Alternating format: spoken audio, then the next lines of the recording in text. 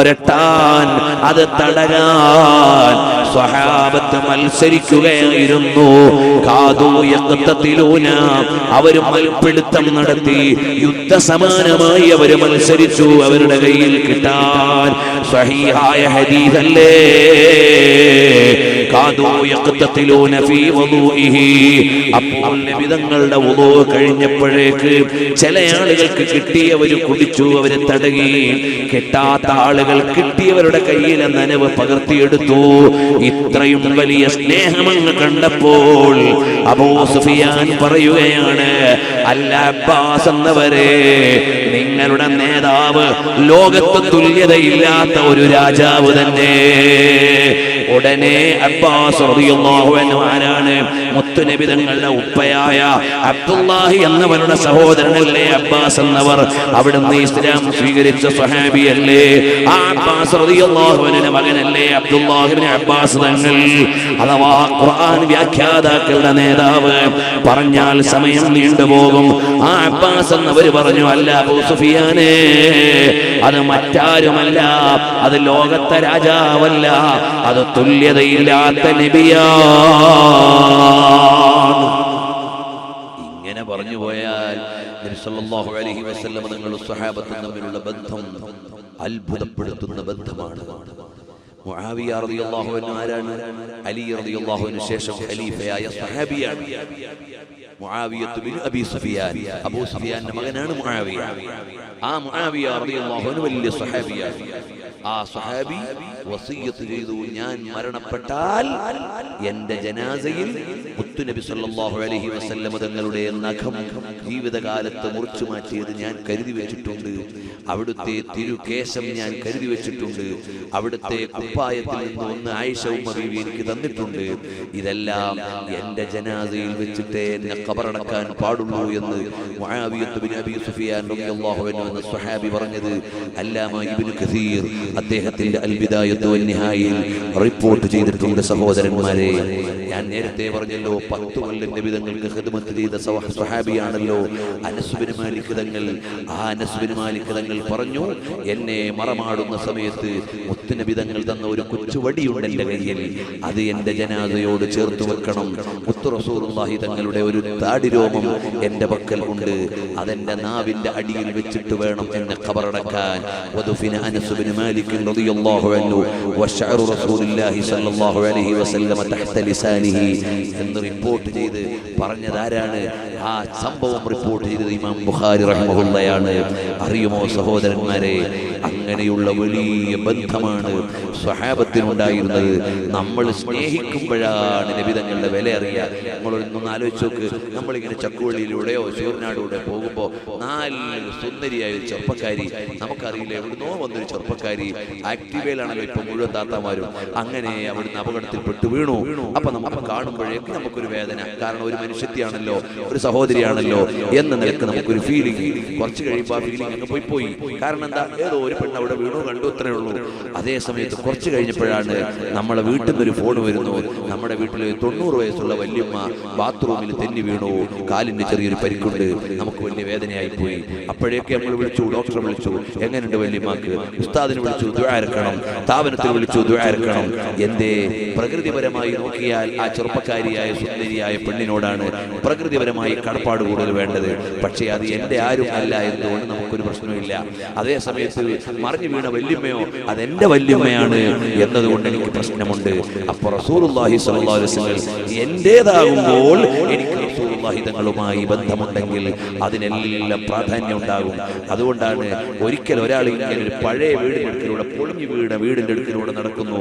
അങ്ങനെ വീട് തട്ടിയും മുട്ടിയും മുത്തിയും മണത്തും ഒക്കെ നടക്കുമ്പോൾ ആളുകൾ ചോദിച്ചു, എടാ ചങ്ങാതി, ഈ പൊളിഞ്ഞ വീടൊക്കെ ഇങ്ങനെ മുത്തി നടക്കാൻ നിനക്കെന്ത് ഭ്രാന്തുണ്ടോ എന്ന്. അപ്പൊ അദ്ദേഹം പാടി, വമാ ഹുബ്ബുദ്ദിയാരി ശഗഫ്ന ഖൽബി വലകിൻ ഹുബ്ബു മൻ സകന ദിയാറ ഉഖബ്ബിലു ദൽ ജിദാറ വദൽ ജിദാറ. ഞാൻ ഈ കല്ലിനെയും മണ്ണിനെയും ഒന്നുമല്ല മുട്ടുന്നത്, എന്റെ കാമുകിയായിരുന്ന ലൈല താമസിച്ച വീടായിരുന്നു. ഇവിടെ ഏതെങ്കിലും ലൈലുണ്ട്, ബേജാറാവുന്ന വേണ്ട. ഞാൻ പണ്ടത്തെ അറബ് രാജ്യത്തെ ലൈല മുജ്നുവിന്റെ കഥയില്ല, ആ ലൈലനെ പറയുന്നത്. അപ്പോൾ എന്റെ കാമുകിയായ ലൈല ജീവിച്ച വീടാണിത്. അതുകൊണ്ടാണ് ഞാൻ ഈ വീടിനെ മുത്തിമണക്കുന്നത്. അതുകൊണ്ടാണ് ഞാൻ ഇവിടെ വരുമ്പോൾ ഇങ്ങനെയൊക്കെ സ്നേഹം കാണിക്കുന്നത്.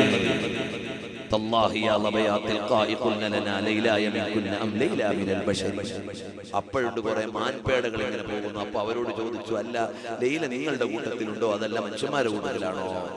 കാരണം എന്താ, ഇയാളുടെ കൽബിൽ ലൈല മാത്രമേ ഉള്ളൂ. ഇതുപോലെ നബി സല്ലല്ലാഹു അലൈഹി വസല്ലം തങ്ങളെ ഹുബ്ബ് വെച്ച ഒരാൾ അയാൾ മദീനയിലേക്ക് ചെന്നാൽ ഉമറുൽ ഖാദി റളിയല്ലാഹു അൻഹു മദീനയിലേക്ക് ചെല്ലാണ്. ആ മദീനയിലേക്ക് ചെല്ലുമ്പോൾ ഇത് ജിഅതു ത്വയ്ബത റൗമ സൗറത ഖബ്രിഹി ഉഗ്മീതു മദ്ഹൂശൻ ബി ഹൈബതി ഖദ്രിഹി. മദീനയിലേക്ക് ചെന്നപ്പോൾ ഞാൻ അത്ഭുതപ്പെട്ടു പോയി, പരിഭ്രമിച്ചു പോയി. എനിക്ക് നടക്കാൻ കഴിയുന്നില്ല. എനിക്ക് കാരണം മുത്തുനബിതങ്ങൾ ഇരുന്ന സ്ഥലമാണെങ്കിലും ഞാൻ എങ്ങനെ ചവിട്ടും? മുത്തുനബിതങ്ങൾ കിടന്ന സ്ഥലമായിരിക്കും ചിലപ്പോൾ, ഇത് ഞാൻ എങ്ങനെ ചവിട്ടും? ബേജാറായിട്ട് മദീനത്ത് നിന്നപ്പോൾ ബോധം കെട്ടുപോയി. ബഹുമാനപ്പെട്ട ഉമർ ഖാദി തങ്ങൾ, നമ്മളുണ്ടാവില്ല മദീനത്തൊക്കെ പോയ ഒരു കൂട്ടത്തിൽ ഉണ്ടാവും, നമ്മളെവിടെങ്കിലും ബോധം കെട്ടാം. നമുക്ക് മദീനയുടെ മഹത്വം തലയിൽ കയറാത്ത, നമ്മൾക്ക് മുത്തുനബി സല്ലല്ലാഹു അലൈഹി വസല്ലം അളമത്ത് ആ വേണ്ട പോലെ മനസ്സിലാവാത്ത ഇമാമുൽ അഅ്ലം അബൂ ഹനീഫ റളിയല്ലാഹു അൻഹു മദീനത്ത് പോയ 3 ദിവസം അവിടെ നിൽക്കുന്നു. എന്താ കാരണം? ആ 3 ദിവസത്തിലേറെ നിന്നാൽ ചിലപ്പോൾ അവിടുന്ന് ഭക്ഷണം കഴിക്കേണ്ടി വരും, അവിടെ ബാത്റൂമിൽ പോകേണ്ടി വരും. ബഹുമാനപ്പെട്ട അബൂ ഹനീഫ ഇമാം റളിയല്ലാഹു അൻഹു മദീനത്ത് ചെന്നാൽ അവിടുന്ന് ഭക്ഷണം കഴിക്കില്ല, അവിടുന്ന് ബാത്റൂമിൽ പോകലില്ല. കാരണം മുത്തുനബി തങ്ങൾ വിശ്രമിക്കുന്ന നാടാണിത്. അത് മഹബത്തും ബഹുമാനവുമാണ്. ഇസ്ലാമിൽ അങ്ങനെ നിയമമൊന്നുമില്ല. മദീനത്ത് പോയിട്ടുള്ള ഭക്ഷണം കഴിച്ചുകൂടാ, ഇസ്ലാം നിയമമൊന്നുമില്ല. അവിടെ പോയിട്ട് ബാത്റൂമിൽ പോയിക്കൂടാ നിയമമില്ല. കാരണം മനുഷ്യന്മാരല്ലേ. അതേസമയത്ത് ഇവർക്ക് വലിയ ആദരവ് കൊണ്ട് അവർക്ക് കഴിയുന്നില്ല. 40 കൊല്ലം മദീനത്ത് ദർസ് നടത്തിയ ആളാണ് ഇമാം മാലിക് ബിൻ അനസ് റളിയല്ലാഹു അൻഹു. മാലിക് ഇമാം നമുക്കറിയല്ലോ. ആ മാലിക് ഇമാം 4 മദ്ഹബിന്റെ ഇമാമുകൾ, ഒന്നാമത്തെ ഇമാം അബൂ ഹനീഫ തങ്ങൾ, രണ്ടാമത്തെ ഇമാം മാലിക് തങ്ങൾ, മൂന്നാമത്തെ ഇമാം ഷാഫിഈ തങ്ങൾ, നാലാമത്തെ അഹ്മദ് ബിൻ ഹംബൽ ശൈബാനി റഹിമഹുല്ലാഹ്.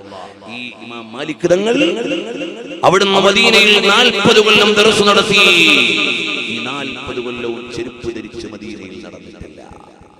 ഈ 40 കൊല്ലവും അവിടുന്ന് വാഹനത്തിന്റെ മേലെ മദീനയിൽ സഞ്ചരിച്ചിട്ടില്ല. ഇതൊക്കെ 10,000-കണക്കിന് ഇമാമിങ്ങൾ റിപ്പോർട്ട് ചെയ്ത ചരിത്ര. 1, 2, 10, 100 ഒന്നല്ല, 10,000-കണക്കിന് ഇമാമുകൾ റിപ്പോർട്ട് ചെയ്ത സംഭവമാണിത്. നബി സല്ലല്ലാഹു അലൈഹി വസല്ലം തങ്ങളുടെ മദീനയോടുള്ള ബഹുമാനം. ഇമാം മാലിക് തങ്ങൾ മദീന വിട്ട് മക്കത്തേക്ക് ഹജ്ജിനോ ഉംറക്കോ അല്ലാതെ വേറെ ഒരു ദുനിയാവുക്കും പോകില്ല. അതാണ് അവർക്ക് മദീന. ഇപ്പോൾ മദീനയിൽ ജീവിച്ചിരിക്കുന്ന ഇബ്രാഹിമുല്ലാ ഖാത്തിറുൽ അസ്സാമി എന്ന് പറയുന്ന വലിയൊരു പണ്ഡിതനുണ്ട്. അവിടുത്തെ തൈബ യൂണിവേഴ്സിറ്റിയിലെ ഹദീസ് വിഭാഗം ഹെഡാണ്. ആ 100-കണക്കിന് ഗ്രന്ഥങ്ങൾ എഴുതിയിട്ടുള്ള ആളാണ്. അദ്ദേഹത്തെ ഞങ്ങൾ പോയി വിളിച്ചു. യാ ശൈഖ്, അവിടുന്ന് ഞങ്ങളുടെ നാട്ടിൽ ഒരു കോൺഫറൻസിന് വരണം. അപ്പോൾ അവിടുന്ന് ചോദിച്ചു, അല്ല മോനെ, നീ സ്വർഗത്തിലിരിക്കുമ്പോൾ പുറത്തുനിന്ന് ആരെങ്കിലും ഒന്ന് വിളിച്ചാൽ നീ ഇറങ്ങിപ്പോകുമോ? അതുപോലെ ഞാനിപ്പോൾ സ്വർഗത്തിലാകുന്നു, അഥവാ ത്വയ്ബത്തു റസൂലില്ലാഹ് സല്ലല്ലാഹു അലൈഹി വസല്ലം തങ്ങളുടെ മദീനയിലാണ്.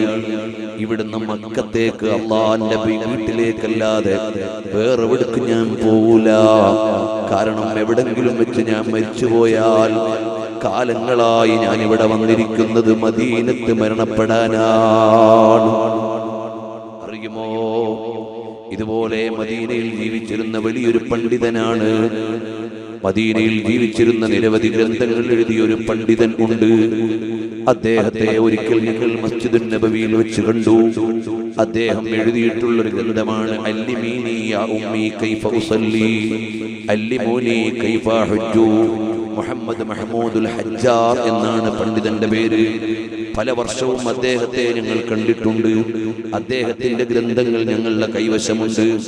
അദ്ദേഹം കിതാബ് എഴുതിയപ്പോൾ ഹജ്ജ് എങ്ങനെയാണ് ചെയ്യേണ്ടത് എന്ന കിതാബ് എഴുതിയ കൂട്ടത്തിൽ മദീനയെ കുറിച്ച് എഴുതിയപ്പോൾ, എന്റെ ഭാര്യ വലിയ ഭാഗ്യവതിയാണ്, അവൾക്ക് ജന്നത്തുൽ ബഖീയിൽ ഖബർ കിട്ടിപ്പോയി എന്ന് എഴുതിയ മഹാൻ ഞങ്ങൾ പരിചയപ്പെട്ടിട്ട് 2, 3, 4 വർഷം കഴിഞ്ഞപ്പോൾ മഹാനവറുകളും അവിടെ വെച്ച് മരണപ്പെട്ടു പോയി. കാരണം അവരുടെ ആഗ്രഹം അവിടെ കിടക്കലാണ്. അവർ സിറിയയിൽ നിന്ന് വന്ന് കാലങ്ങളോളം മദീനയിൽ താമസിച്ച ആളാണ്. മുഹമ്മദ് മഹ്മൂദുൽ ഹജ്ജാർ ഗ്രന്ഥം മദീനയുടെ ലൈബ്രറിയിൽ വാങ്ങാൻ കിട്ടും. ആരും ഇനി എന്നെ കുറ്റപ്പെടുത്താൻ വരണ്ട.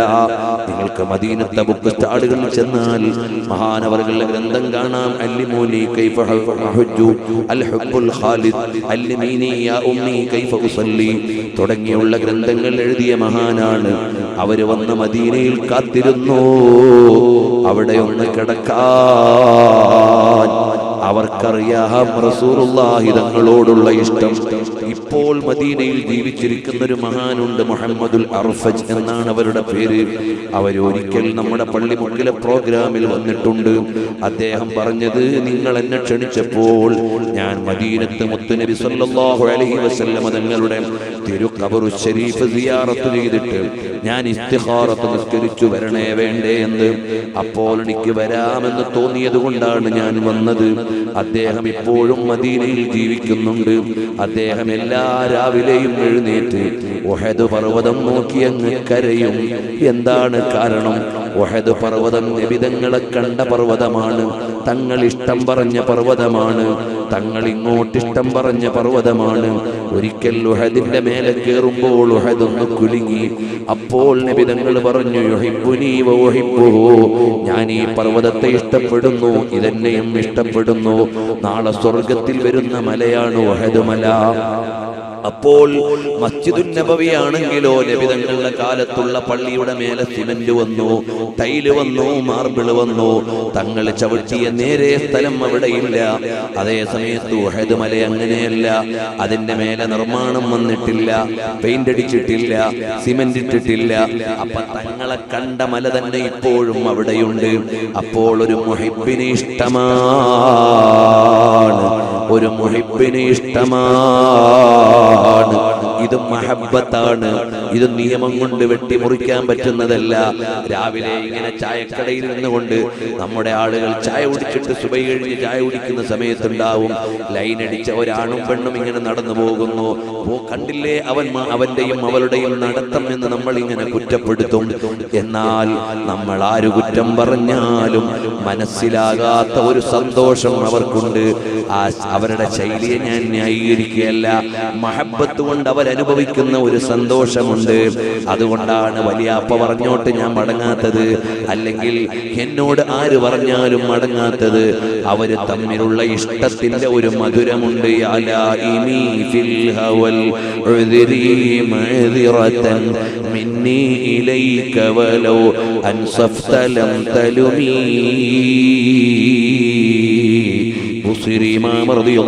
പറയുന്നുണ്ട്.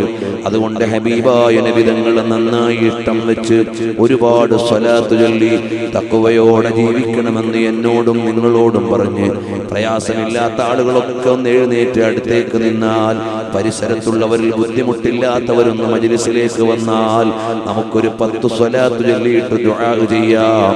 അല്ലാഹു ജല്ല ജലാലുഹു നമ്മുടെ എല്ലാ മജ്ലിസും ഇജാബത്തുള്ള മജ്ലിസാക്കി തരട്ടെ.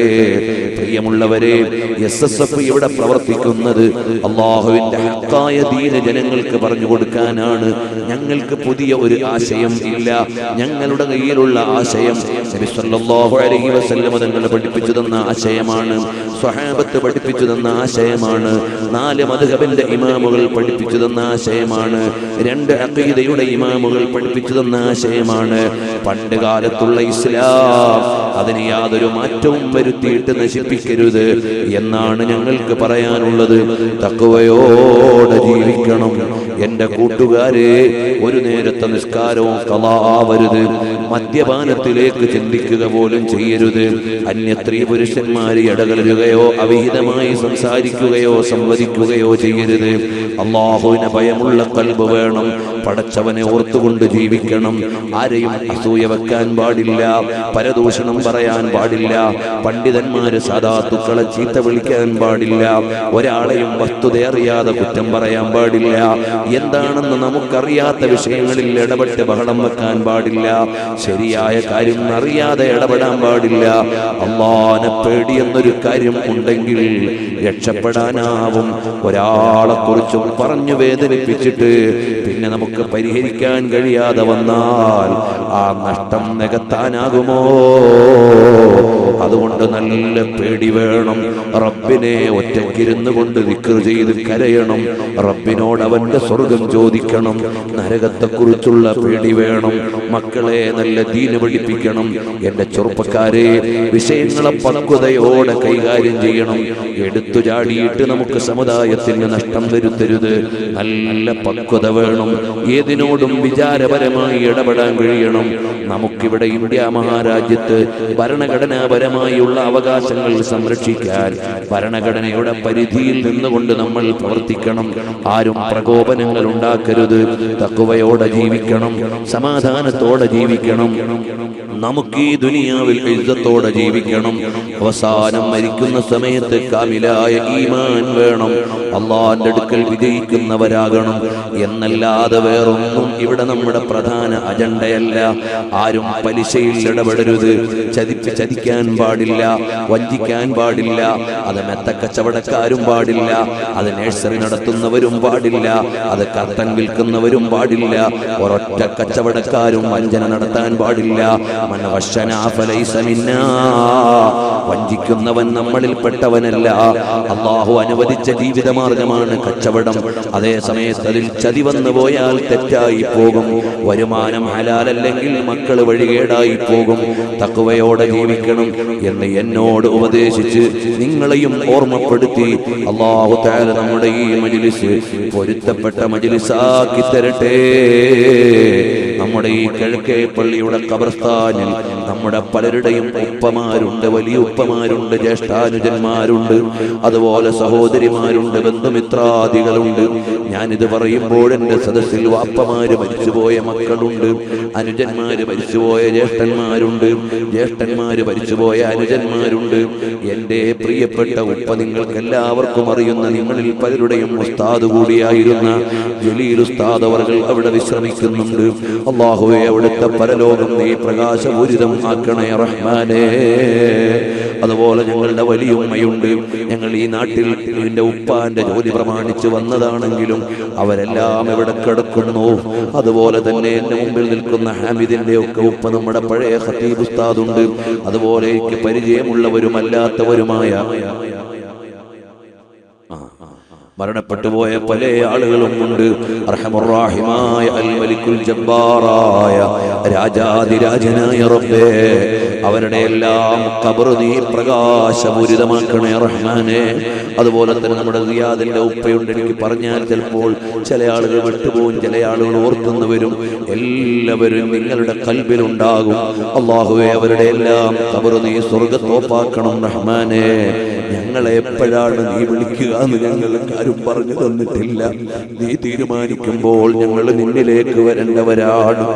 ആ സമയത്ത് ഞങ്ങളുടെ പുന്നാര നബി തങ്ങളുടെ പുഞ്ചിരിക്കുന്ന മുഖം കണ്ട് നിന്റെ ലിഖാഇന് പറ്റുന്നൊരു മരണം ഞങ്ങൾക്ക് നൽകണം അല്ലാഹ്.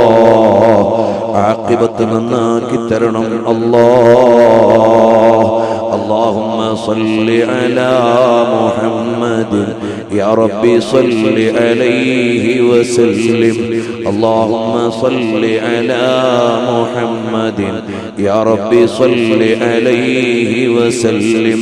اللهم صل على محمد يا ربي صل عليه وسلم.